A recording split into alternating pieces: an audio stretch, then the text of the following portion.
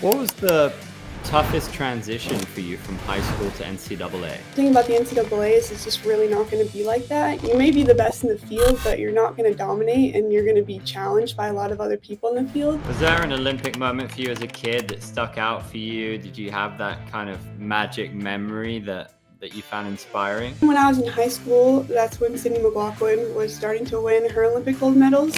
If you could spend a week training with any athlete, who would it be? Definitely Keely Hodgkinson.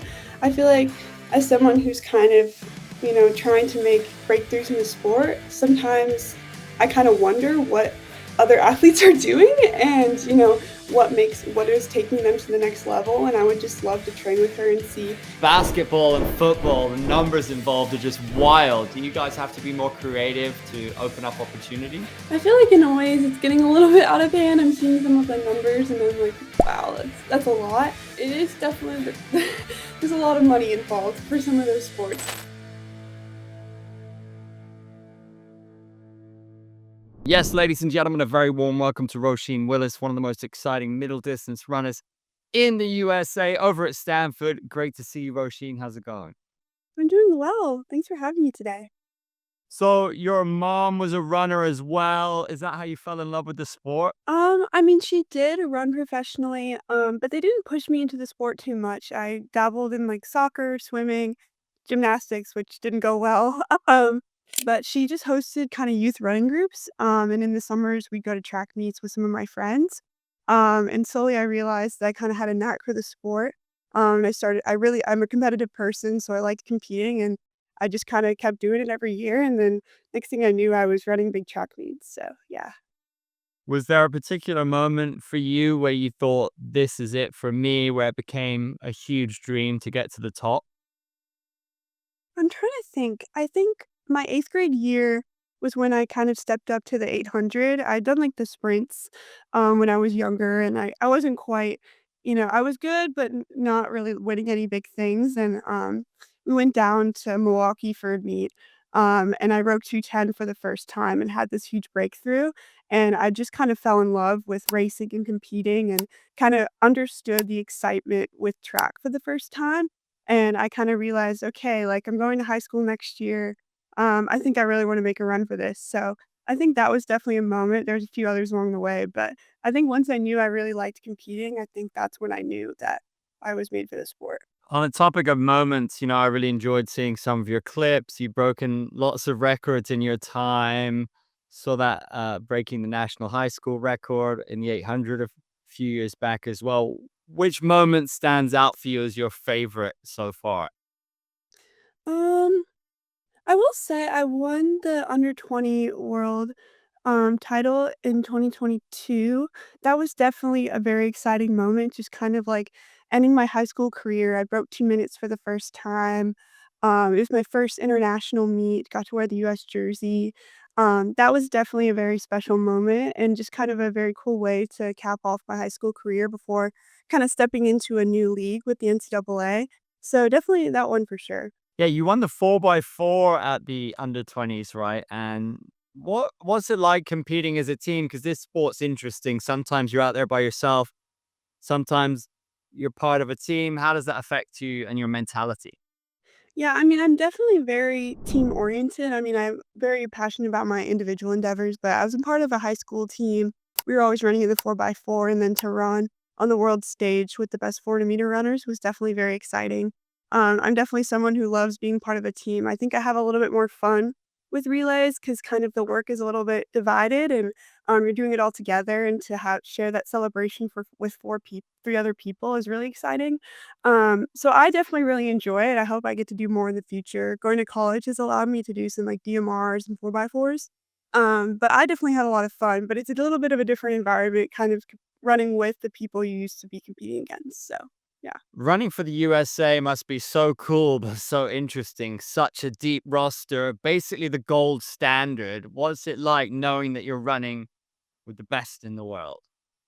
I mean, I still feel like I'm kind of working towards making a team for kind of the pro level. I did it on a youth level, which I feel like a lot of those kind of rising stars were a part of. So I hope that we can all make an appearance, on the world, the national world teams, but, it definitely was a huge honor. I mean, I've looked up to a lot of those women for so many years, and then to put on the jersey myself was definitely a very surreal experience, especially after watching kind of the pro worlds that summer and then going to do it myself.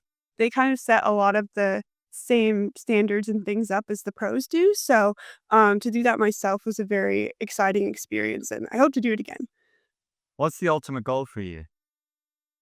I mean, kinda just to see how far I can go in the sport. I mean, I'd love to run on Olympic teams, go to all the big meets. I feel like there's so many opportunities that I haven't done yet.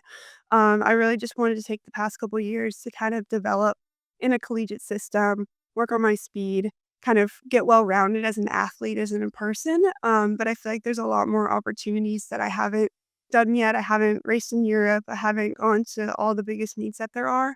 And I feel like there's more room to grow and, myself as an 800-meter runner, work on my speed, work on more the distance side of things. So hopefully get those times down a bit. But I just want to make it to all the big races in the sport and run at the top. So that's definitely the goal, but have to stay patient and work on all the little things first. Was there an Olympic moment for you as a kid that stuck out for you? Did you have that kind of magic memory that you found inspiring? I feel like when I was growing up, that was kind of the era of Alice and Felix. So watching her win the 200 was definitely a special moment. She was always just so humble and kind, and to see her dominate on the world stage was definitely very exciting, especially in the U.S. jersey. And then when I was in high school, that's when Sydney McLaughlin was starting to win her Olympic gold medals. And I've always really looked up to her as an athlete, and so to see her go from the high school to collegiate to pro stage and then now breaking world records, I mean, to see her dominate throughout several Olympic Games has been really exciting. So definitely those 2 athletes I've looked up to a lot, just to see with the US jersey and just being so humble and just dominating out there. This sport can be so mentally tough. I think you've spoken a little bit about it as well. How difficult was it for you? I think you were sick around Olympic trials. How do you deal with all the ups and downs that this sport brings? Yeah, it's definitely very hard at the moment. I feel like my freshman and sophomore year brought a lot of mental struggle. Freshman year, I had insomnia and was just working through a lot of mental challenges in the sport, was especially burned out by the end of my season. And it's hard to work through the moment, but I think having a really tight support system is very helpful. Just people in your corner that are gonna support you no matter what. And then, when you do have those tough days, I feel like I had a lot of tough races my freshman and sophomore year. You kind of just have to go back to the chopping block and keep working and just, stay focused and realize that there's another year ahead. I feel like last year I was sick at Olympic trials and it felt like the whole world was crashing down because it was the biggest meet of the year and I couldn't perform at the best level there was. But the thing is that there was a whole 2025 in store, and I had 6 months to go back and prepare and be better. And so I think realizing that there's always another year and there's always more time out there to keep working. Obviously, our time in this sport is short, but you can always kinda go back, fix what made mistakes on before and just, get back out there, and I think that's the best advice I could give anyone. And, nothing's the end of the world in the sport, it's just track. So, kinda realizing that and just getting myself focused again, I feel like I have a good work ethic, and I feel like I've been very excited to go out there and race in 2025 and try and work on the things that I wasn't able to do last year. Do you see 800 becoming more tactical and more aggressive? How do you see it evolving? And it must be crazy always thinking about it and how you can tweak small things, right? Yeah, I mean, it definitely is a bit of a scary event, just there's been a lot of falls, having people cut in within the first 150 meters. I honestly, I feel like they should move to a two-turn stagger, but I think I really hope for the sport that I mean, tactics are great and it's a part of the event, but I think we're at a position where a lot of women are running really fast and can kind of push the boundaries of the sport. And while racing is great, I think we're in a position to kind of challenge some of those world records. Not me yet, but some of those women at the top are really running well. And so I just kind of hope we push the boundaries of the event a little bit. Obviously, we're all gonna be racers and competitors, but I think there's opportunities to make some huge strides in the event. So, I'm kinda looking for that in the next couple of years and hope I can be at the top and be in some of those fast races, but I think we have a lot of really, really talented women out there, so I'm just excited to see where the event grows. Yeah, speaking of which, what do you think separates elite runners like Sydney McLaughlin or Athing Mu in terms of not just their physical ability, but their mindset as well?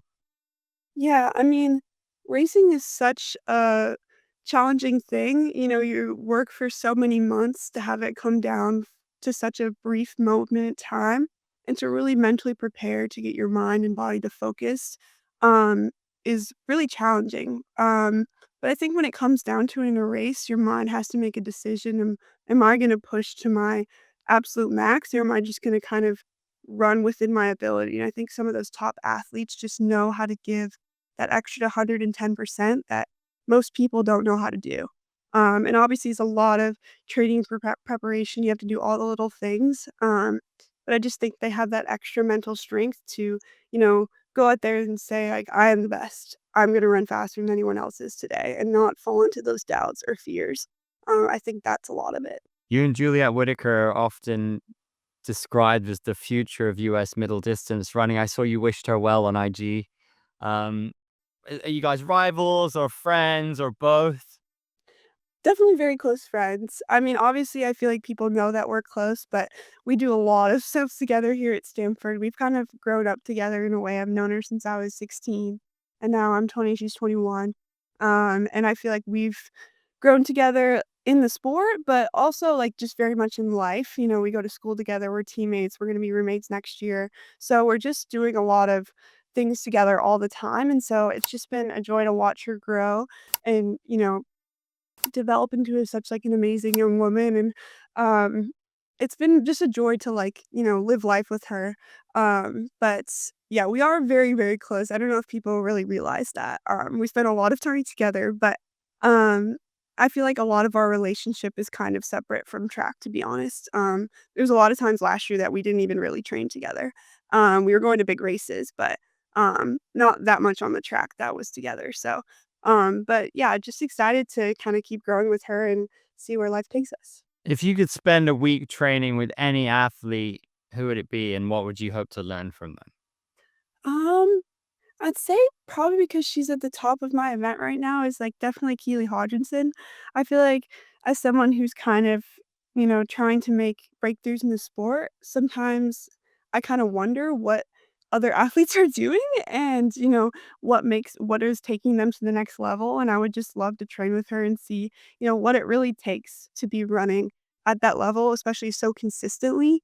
I feel like she's able to go out there and run really fast times all throughout the season. She races a lot, and so I find that really impressive, and so I'd just love to, like, learn with her and see what she does, and I feel like she's a relaxed, fun person, so see how she's able to take that mentality and still be a really, impressive athlete.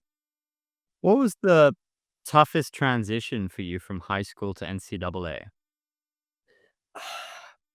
I mean, the thing about the NCAA is pretty much every race and meet you're going to is just national class, and it's every 2 weeks pretty much. I mean, that's pretty much how often some athletes race more, but, um, we were just flying all the way across the country every 2 weeks to really, like, high class meets where everyone's running fast, um, and in high school, I mean, I would go to a lot of, um, really good meets throughout the year, but sparingly, and I would do a lot of meets where you're just kind of at your high school and you're just dominating everybody. The thing about the NCAA is it's just really not gonna be like that. You may be the best in the field, but you're not gonna dominate, and you're gonna be challenged by a lot of other people in the field. And so kind of adjusting to that, I also felt like I was also, transitioning to a whole new part of the country and a university, and I'm trying to juggle all these different things and then leaving every other week to go and do a national level race was a lot. And sometimes I was doubling and tripling at those meets. And so that was definitely a huge transition. I think it's taken me honestly 3 years to kind of work out what I need to balance to really handle all that. How's things at Stanford? It seems to be, one of the best programs. Yeah, I mean, I'm really, really grateful that I go to a school like Stanford. I mean, it honestly pains me to have to leave every other week, to go to other parts in the country because we just have it so great here. It's definitely, um, challenging at times. You have to juggle a lot, and I don't think there's anyone here that would describe it as easy. But it does come with a lot of just, like, really amazing opportunities. I feel like I've really been able to grow as, like, a student and as a person here. Everyone here is just so exceptional, and just to learn from all of them has been really amazing.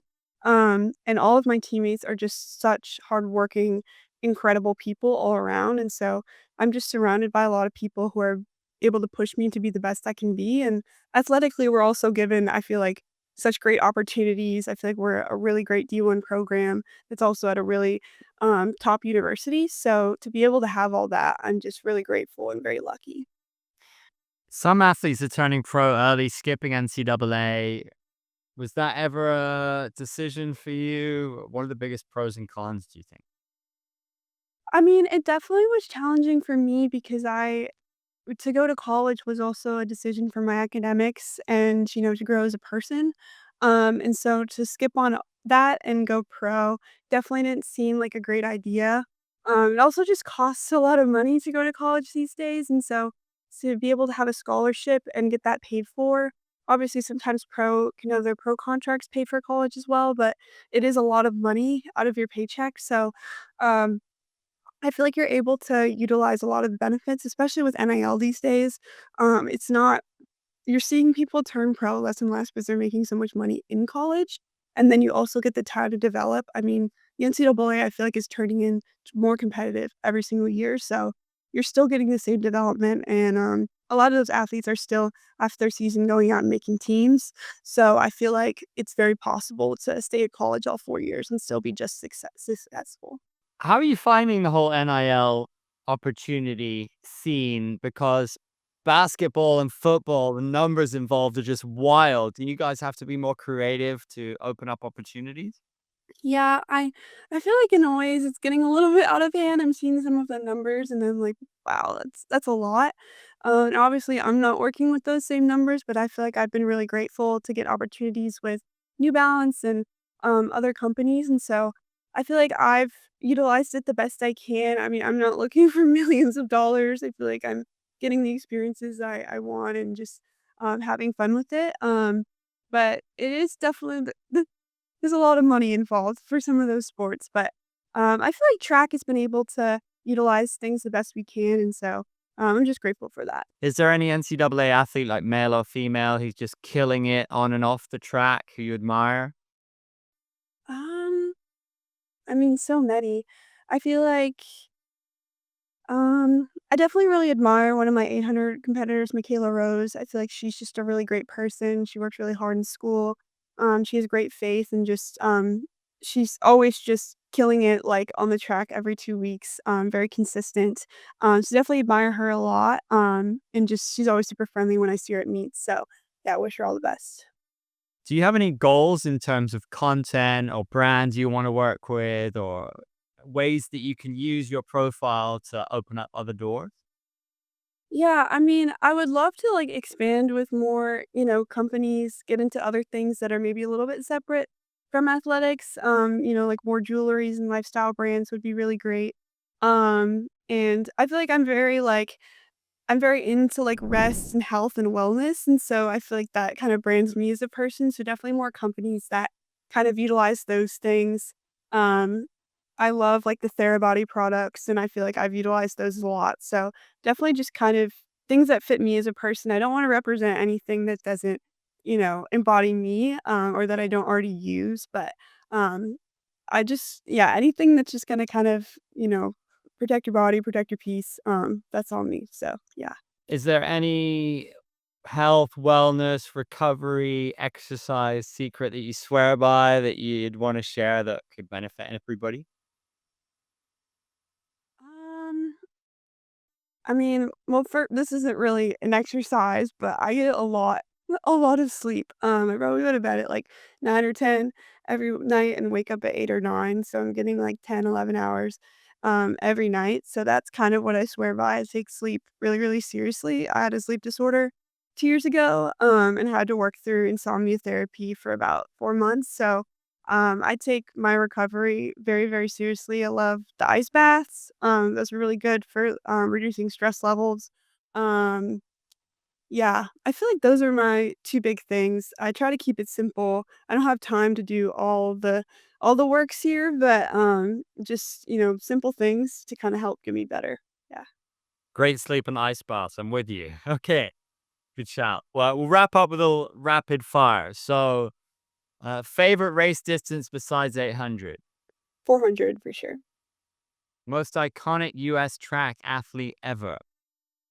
Ooh, maybe Michael Johnson. Do you have any race day superstitions? Um, so many. I always take a lot of time, nearly 2 hours to do my hair and makeup. Okay. Yeah, you're looking fresh. And what would be your dream brand collab? Um, Probably Gatorade. If you could trade lives with any athlete for a day, who would it be? Um, Maybe LeBron James. What's your biggest fear before a race? Um, that'll fall. Okay. Fingers crossed it never happens. If you had to do a relay with any three runners, who would you choose? Sydney McLaughlin, Levrone, Allison Felix, and I don't know if she'll do the 400, but maybe she carry Richardson. Dream team. And not Roisin, it's been an absolute pleasure to speak to you. We're going to be watching your career with interest. All the best for the rest of the season. And thanks for the time. Appreciate it. Thanks so much. Awesome. Thank you. Cheers. Yeah, thanks so much for having me. I really appreciate it.